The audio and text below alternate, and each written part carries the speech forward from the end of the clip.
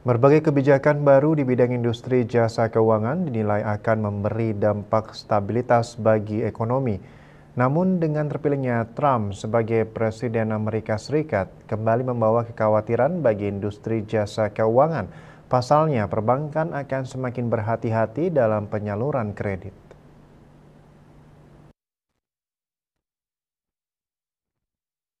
Demikian disampaikan pengamat ekonomi Undiknas Profesor Ide Bagus Rakeswardana Jumat 8 November. Ia mengatakan BI memproyeksikan pertumbuhan ekonomi Indonesia pada 2025 berada di kisaran 4,8% hingga 5,6%. Namun dengan adanya potensi kebijakan proteksionis dari Amerika Serikat, perbankan Indonesia dinilai menghadapi tantangan dalam penyaluran kredit dan pengelolaan risiko.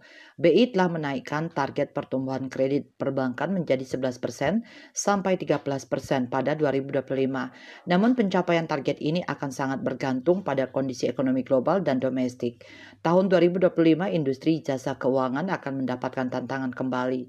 Maka dari itu pemerintah dan pelaku usaha di Bali perlu mempersiapkan strategi adaptif untuk menghadapi kemungkinan perubahan ini.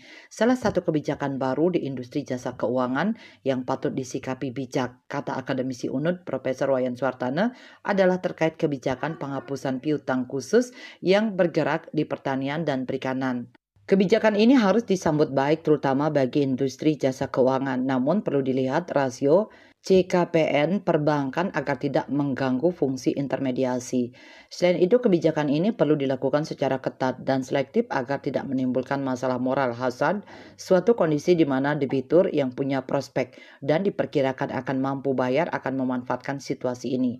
Hal ini akan menimbulkan perilaku manja di kemudian hari dan berdampak pada perbankan. Setelah kebijakan ini berjalan, perlu dievaluasi skema yang menguntungkan debitur dan bank sehingga memberi pelajaran yang bagus ke depannya. Bali Post melaporkan.